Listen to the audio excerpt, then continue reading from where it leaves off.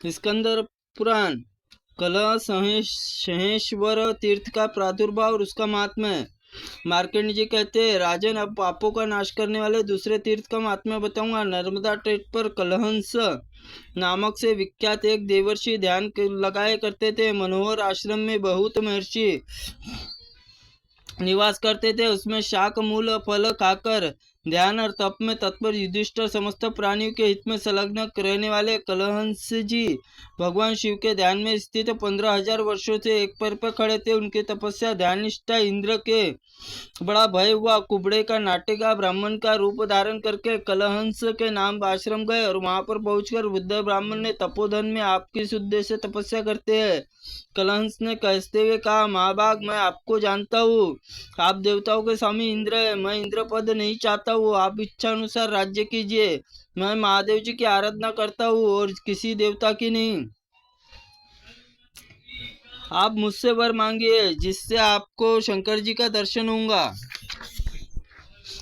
कलंस ने कहा, देवराज, मैं भगवान शंकर को छोड़कर किसी अन्य देवताओं का वरदान की याचना नहीं करूंगा। अतः ऐसा कहने पर इंद्र संपूर्ण कामनाओं को संपन्न हो लौट गए और कलहंस ने पराभक्ति जानकर देवादिदेव महेश्वर को उन्हें नीलकंठ त्रिलोचन स्वरूप प्रत्यक्ष दर्शन कराया। महादेव जी का स्वरूप देखकर मुनिश्रेष्ठ कलहंस साष्टांग प्रणाम किया। इसी प्रकार उन्होंने स्तुति, महादेव जी, आपको नमस्कार है। नीलकंठ त्रिलोचन, आपको नमस्कार है। आपको कल्याण स्वरूप परम शांत, आपको नमस्कार है। हाथ त्रिशूल धारण करने वाले महादेव, आपको नमस्कार है।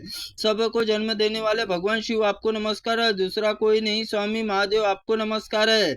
महेश्वर, बारंबार आपको नमस्कार है। महादेव आदि तीनों नामों से स्तुति की जाती है। उन भगवान त्रिलोचन को महेश्वर को नमस्कार है। ओम कल्याण की प्राप्ति और देवता शिव नमस्कार। भूलोक, भूवर्लोक, स्वलोक, चंद्रलोक, रुद्र, अंधकार, प्रकाशमय सूर्य कांति स्वरूप, भयंकर प्रलयंकर अग्नि और भगवान महेश्वर को नमस्कार है। पंचमुख शंभु, आपको नमस्कार है। महाशिव, आपको नमस्कार है। ब्रह्मालोक में, वन पाताल में जिसका स्वरूप तथा कंठ नील चिन्ह शोभा पा रहा है, उन सब भगवान को नमस्कार है। ब्रह्मा, सर्व, सुरेशन, हरि आदि नामों से जिनके स्वरूप को बोध पाता है, वह भगवान शिव को बारंबार नमस्कार है। ज्ञान शक्ति, क्रिया शक्ति, चराचर जगत स्वरूप, आपको नमस्कार है। प्रभु, पाताल निवासी, हाटकेश्वर और संपूर्ण, आपको नमस्कार है। उमानाथ, आपको नमस्कार है।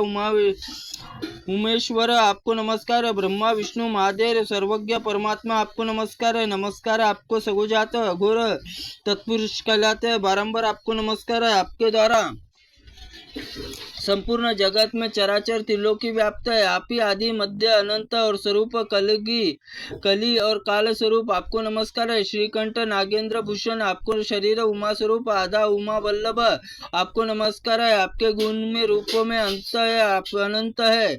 आप ही सर्पों के यज्ञोपति धारण करते हैं, आपको नमस्कार है। शब्द, स्पर्श, रूप, रस, गंध, बुद्धि, मन, अहंकार, ये 8 तत्व आपके 8 मूर्ति है, अष्टमूर्ति, आपको नमस्कार है। आप ही सूर्य, अर्यमा, भगत, त्रोष्टा, पूषा, अर्क, सविता, रति, गतिमान, काल, मृत्यु, प्रकाश करने वाले दाता, 12 आदित्य है। पृथ्वी, जल, तेज, वायु, आकाश आप ही है। चंद्रमा, बृहस्पति, शुक्र, बुध, मंगल आपके स्वरूप है।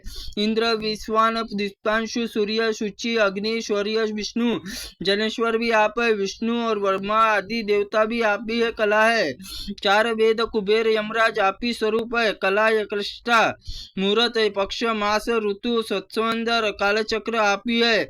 विवासु, अग्नि, पुरुष, शाश्वत, योग, अव्यक्त, अव्यक्त, सनातन, परमेश्वर, लोकाध्यक्ष, सुराध्यक्ष, विश्वकर्मा, अंधकार विनारक, निवारक, जल, अधिष्ठा, वरुण, शीत राशि, मेघ, जीवन स्वरूप, शल, शत्रु, शत्रुनाशक, भूत, यज्ञ, भूतनाथ आप ही है। समस्त लोकपाल और आपकी सेवा करते हैं।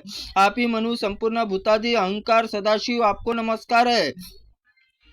प्रभु महादेव, मैंने स्तुति के बहाने आपकी जीवा में चपलता परिचय देखकर आपको कष्ट पहुंचाया है। ब्रह्मा, विष्णु, देवताओं को जिनका अनंत नहीं मिलता, उन्हीं में आप शिव स्तुति। संसार समुद्र में डूबे हुए प्राणियों को कोई प्राणी कैसे कर सकता है। शूलपाने, मैंने अज्ञान से अथवा ज्ञान से जो कुछ अनुचित बात कह दी है उसके लिए क्षमा करे। मार्कंडेय जी कहते हैं, युधिष्ठिर कलहंस द्वारा स्तुति करने से महादेव जी बोले, महामते, मैं तुम्हारे स्त्रोत से बहुत प्रसन्न हूँ।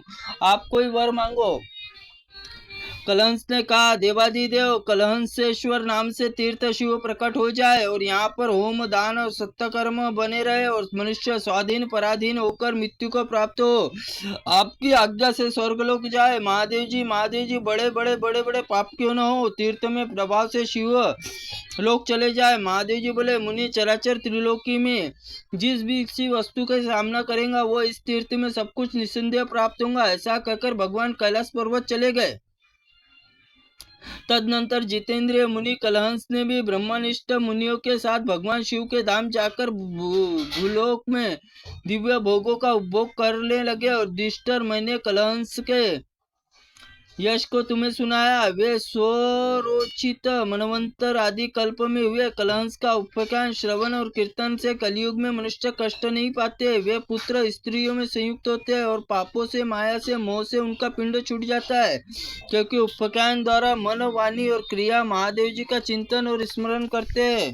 त्रुटिपूर्ण वाक्य के लिए भगवंत आप हमें क्षमा करें। ओम नमः शिवाय नमः। ओम स्कंद पुराणाय नमः।